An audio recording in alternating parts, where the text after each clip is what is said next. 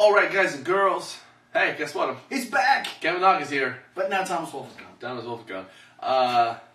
Gotta be here, gotta represent the Indy news. Of course. That moment where we spotlight on those guys who you're not watching on TV every week. Those guys we wish we could be watching on TV every week. But if you could be, you would be. Oh, absolutely. You know it. We got quite a bit of results coming up for you here. And some news from upcoming Ring of Honor dates that have been announced. Some upcoming shows coming up. A little update on Mr. Paul London. But first, a more somber note as we speak on Tim Donst. Yeah, last weekend, just before his AIW show where he was supposed to defend the Absolute Championship, he unfortunately had to step away from wrestling indefinitely because he has a tumor in his right kidney. Yeah, he was hospitalized because he had extreme back pains to the point where basically he couldn't really move. And they ultrasounded it and found the tumor, and it needs to be removed before they can even assess whether or not he can return, / whether or not if whatever it is has spread to other organs or parts of his body. Yeah. But the good news coming out of this is that he's been getting a lot of really positive feedback from promotions and peers, fans. Mick Foley even tweeted, showed a picture of him and Donst together, praying and hoping for the best for Tim Donst. If you haven't been able to do that, you can follow him on Twitter at @TDonst, and he's Tim Donst on Facebook as well. Yeah. So, from the Wrestling Rundown, we send our best wishes to one Mr. Tim Donst, one of our favorites here on the show. Absolutely. But in lighter news, results for big shows that I've got results from. I got to backtrack on these pages. There's all kinds of results. He's got like 4 pages of them. Yeah. So we're going to go to the first show that I'm resulting. AIWI Choose You was on the 20th in Cleveland, Ohio. We had Taylor Hendricks, She's hot. Mary Elizabeth Monroe, and Marty Bell defeat Team Barely Legal and Veda Scott. From the looks of it, Team Barely Legal started getting into it after the match because Alexia was the one that got took the losing fall, and it looks like they might be moving towards splitting up Team Barely Legal. Brian Myers defeated Cliff Compton. Great story about this match. Both of them, in a pre-match promo, had talked about how they'd both been tag team champions on the SmackDown brand. So they turned this match into a SmackDown tag team title match, which included the referee leaving the ring and coming back wearing the blue polo referee shirt. Did they have actual SmackDown titles? I have no idea. That would have been great. If I have yet to look at the pictures.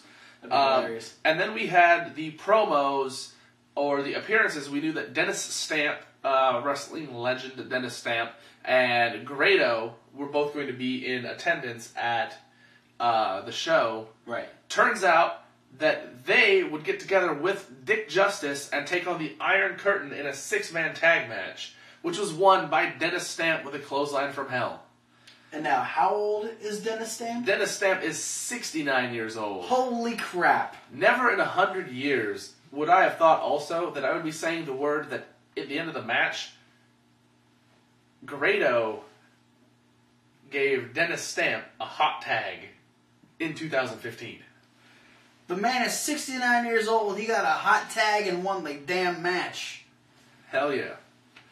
As good as anything is possible.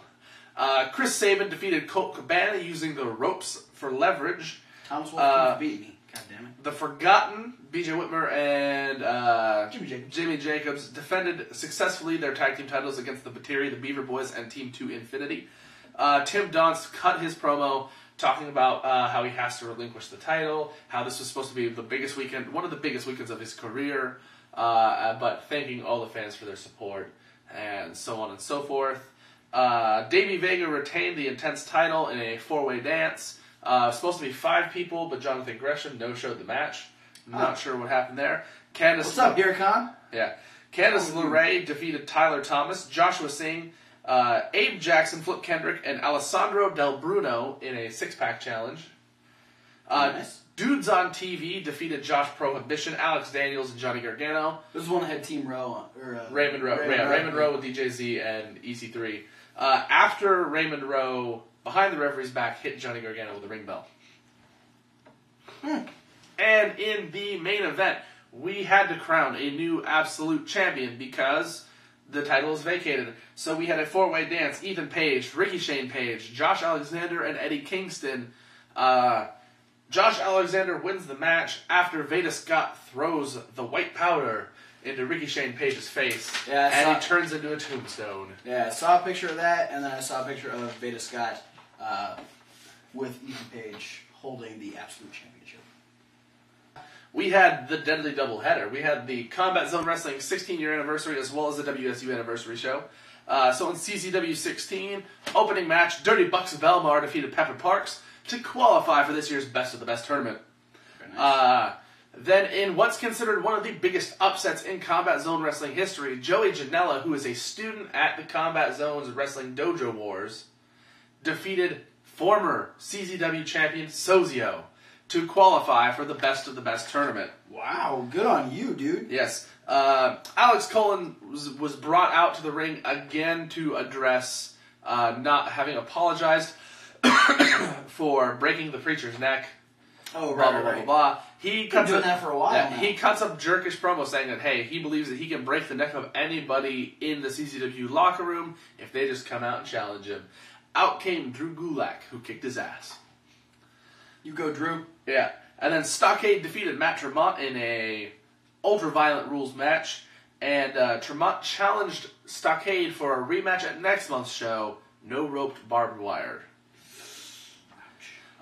Again, we have Tim Donst cutting another promo, talking again about this being the biggest weekend of his career, how he was supposed to make his Combat Zone Wrestling debut in the building where he went to his first, the first indie promotion he ever went to see a show for was Combat Zone Wrestling. Wow. You know, supposed to be making his debut there so many years later, and has to put that aside for the time being.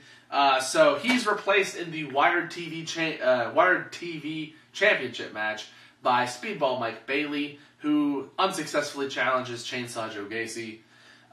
Then we had the Team Tremendous and Super Cop Dick Justice in a six-man elimination tables match lose to John Silver, Rex Lawless, and Chuck Taylor. Black G's defended the CZW Championship successfully against Chris Dickinson.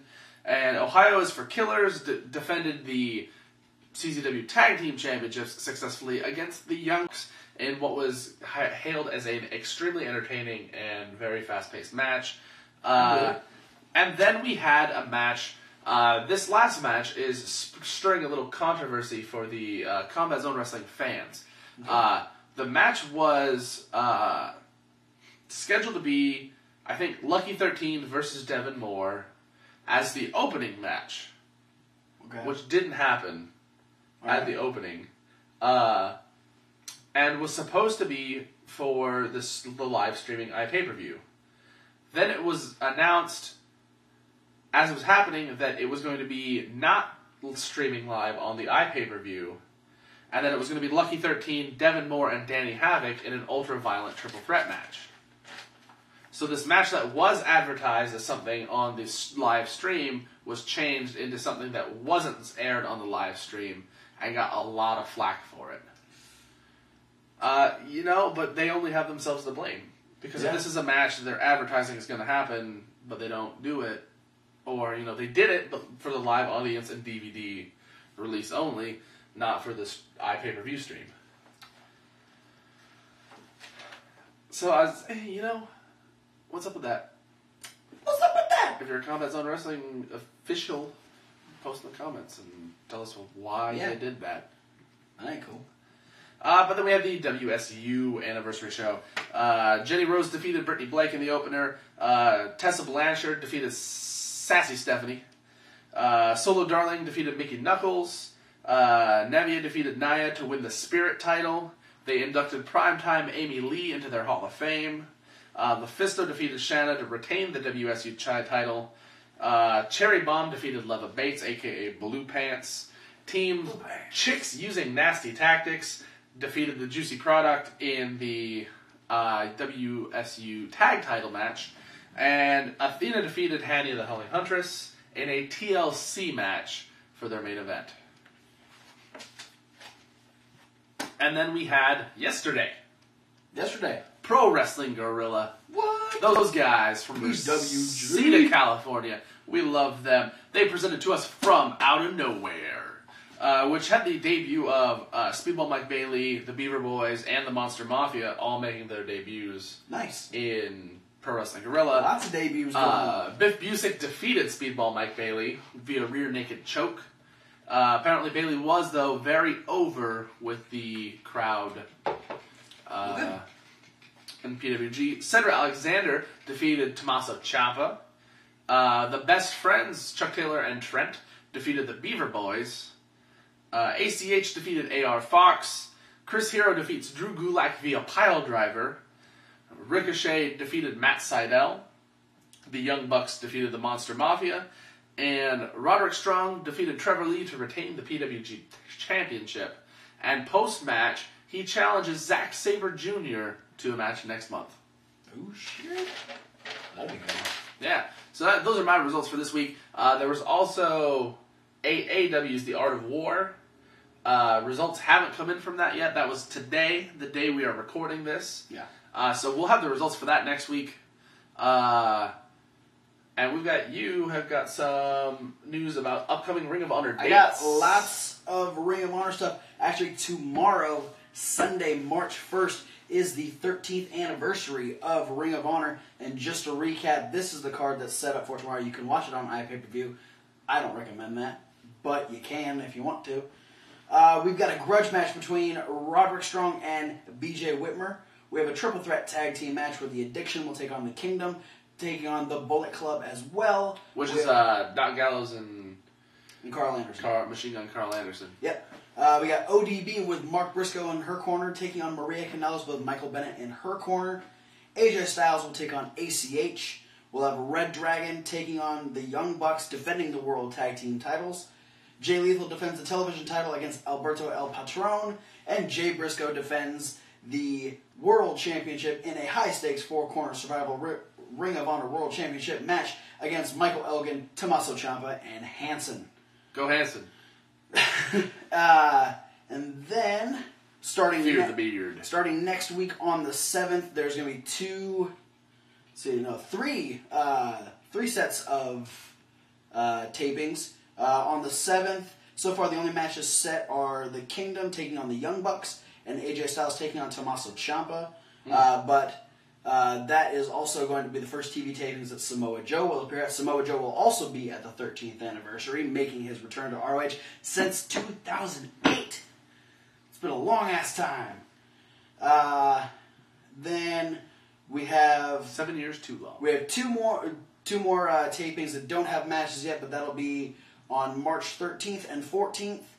After that, we'll be going on to Supercard of Honor, which now officially joining Jushin Thunder Liger will be Samoa Joe appearing as well. And then, starting on May 13th, Ring of Honor and New Japan will be putting on three joint Supercard shows. It'll be May 13th at the 2300 Arena in Philadelphia, Pennsylvania. That'll be War of the Worlds. And then on Friday, May 15th and Saturday, May 16th in...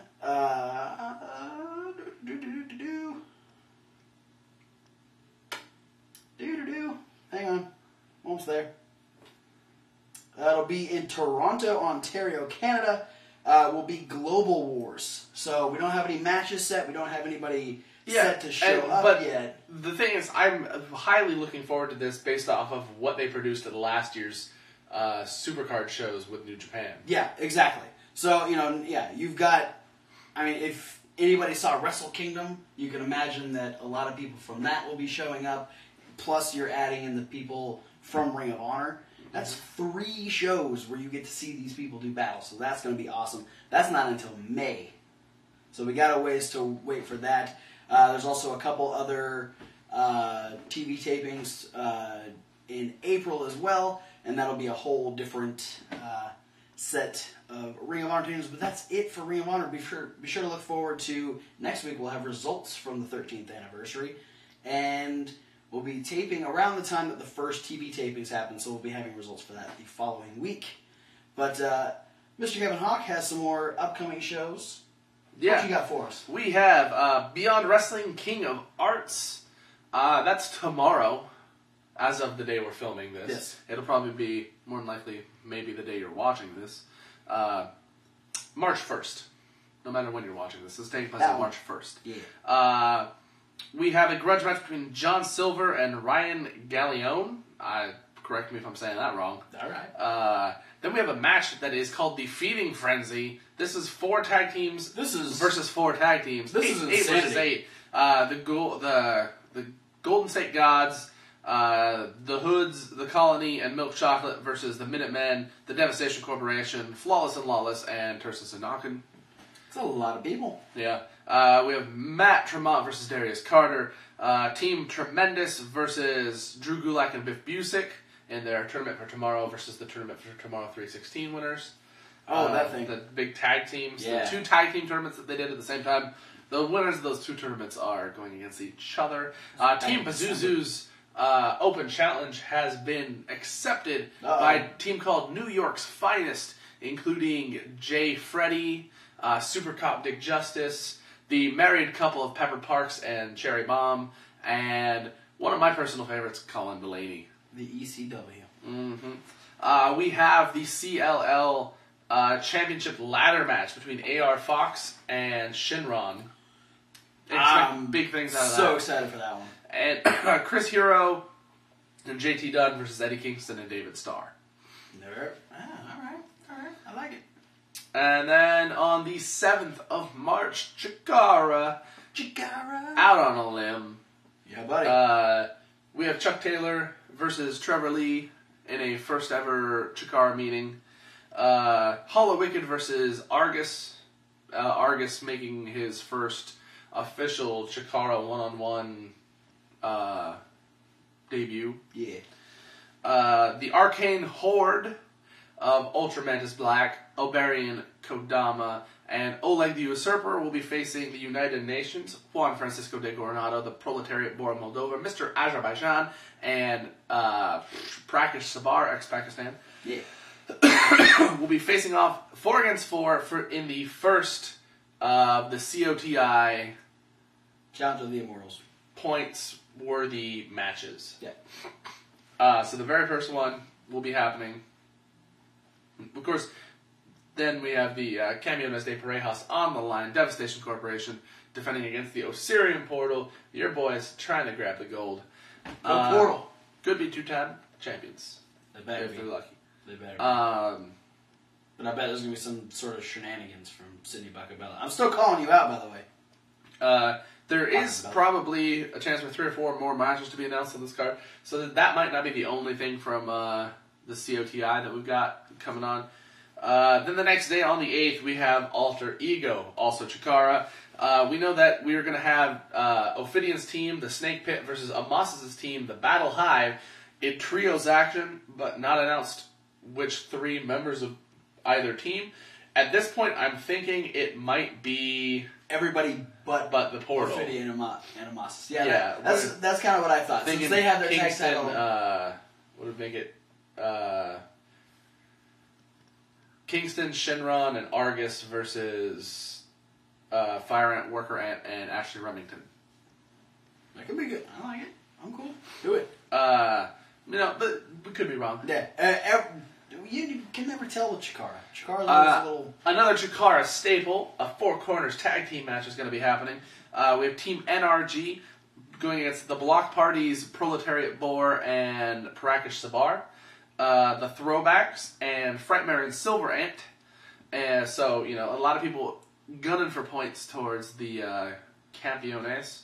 Ultramantis Black versus Volgar in one-on-one action.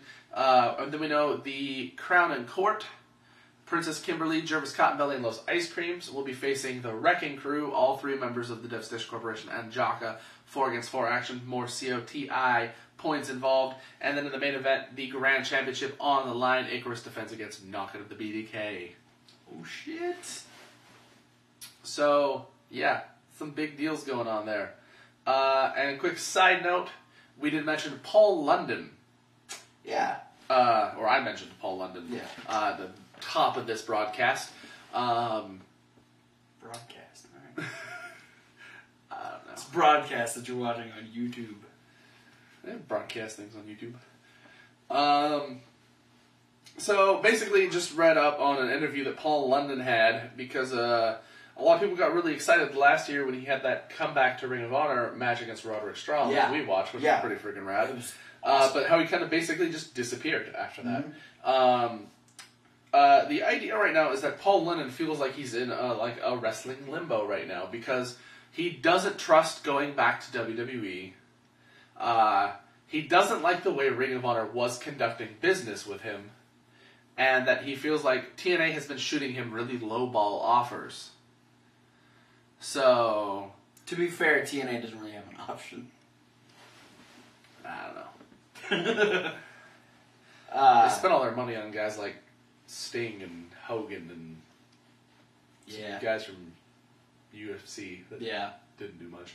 No, didn't do anything for him. So, I mean, I kind of sympathize. Yeah.